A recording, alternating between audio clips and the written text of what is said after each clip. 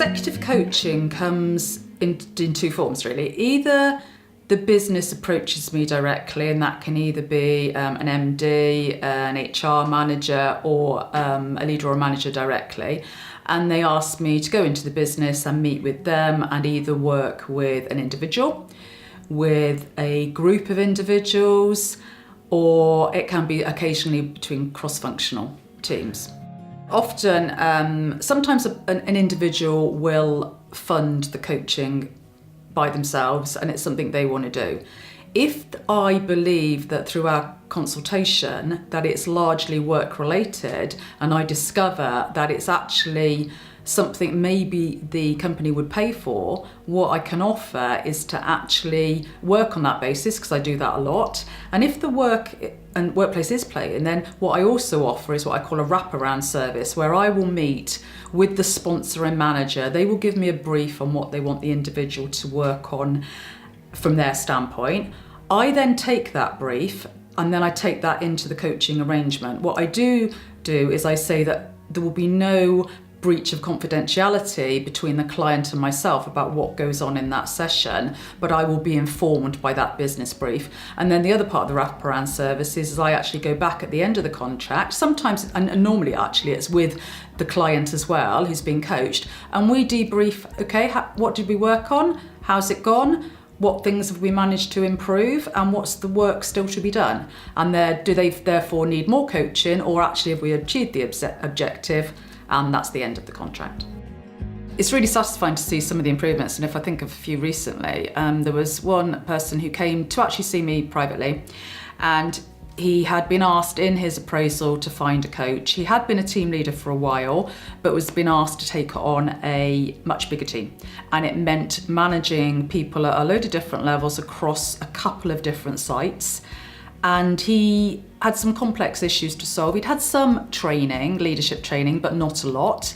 And to see the change in that person, how he's managing those two centres really, really successfully, how he's managing the organisation upwards as well as across and downwards. He's buzzing, he was amazing, and he was almost like broken when he came to see me. Another example is somebody who started in a quite a junior role, a team leader role, and has progressed fantastically. She's progressed to a first line manager and then a department manager, and now actually has an operational manager role within a small company. Now, okay, I've been working with that company and that person over a period of 6 years, and I work with a lot of people in that organisation, but to see the growth of individuals like that is extremely rewarding. And then you get other people who are a little bit at a career crossroads. They don't know what to do, and they just need to talk about their options, and sometimes they need to consider lateral moves across the organisation as well as upwards in the organisation, and they need to expand their thinking on how they develop their career, and having an external perspective with external experiences to share what happens in other companies just helps them progress. What I tend to use with my executive coaching and business coaching clients is I tend to look at it from both their standpoint, but also from my experience as a senior leader. I look at it strategically and from the eyes of the senior management in, okay, how could this person progress? How could they contribute to the business? One of the things I challenge most of my clients on is, always exceed expectations. Always show up and be that person that it will be easy for people to promote. And it's, what do they need to do that? Because some people, by the time they reach me, they've got a little jaded, maybe they've had a few setbacks, maybe their salary hasn't increased as much as they want it to. And I have to think, okay, right, what do you need to do to get what you want and to show that you are worthy of that pay rise and that promotion, and paint that picture to them and decide what action they need to take. When I work with the senior levels within an organisation, there's a couple of themes that I normally find. Either somebody is struggling, but they don't want to show that at work. They go to these big senior meetings and to all intents and purposes are coping fine, but they're not, and they're burnt out. There's an incredible amount of people that come to see me that their well-being has gone to the bottom of their list of things to do. They need to be able to share that they're not coping. And that's where the coaching space works. You know, they can do that and say, okay, what are we going to do about that? Other times, maybe people have got conflict or interpersonal challenges, their personality classes, they're not getting on. Maybe they're not actually, you know, influencing the right people, or maybe they haven't got a very good relationship with their boss. And it's what they need to do about building that relationship.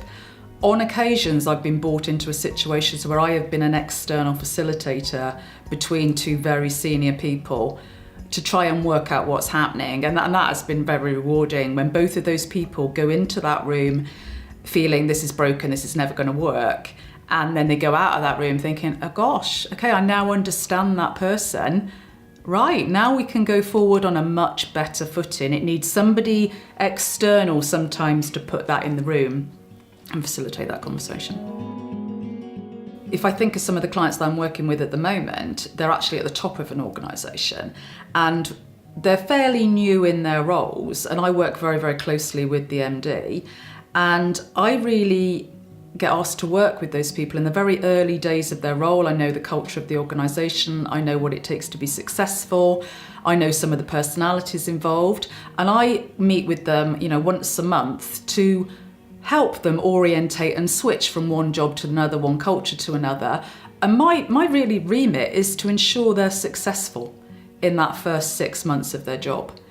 So that's like an illustration of what I help, you know, the top team do. And having been a senior leader myself, I can relate to both what the person new in role is going through, but also, you know, what maybe the MD, you know, he's traveling sometimes across the whole world and hasn't got the time to dedicate to the coaching of his team. So that's where I come in. Similarly, I also work with very junior leaders, and really rewarding part of my job is those people who've got their first leadership role, and they've wanted this role for a long, long time, but with that comes a lot of the people stuff that can actually be quite draining and quite confusing for somebody who's never done this before.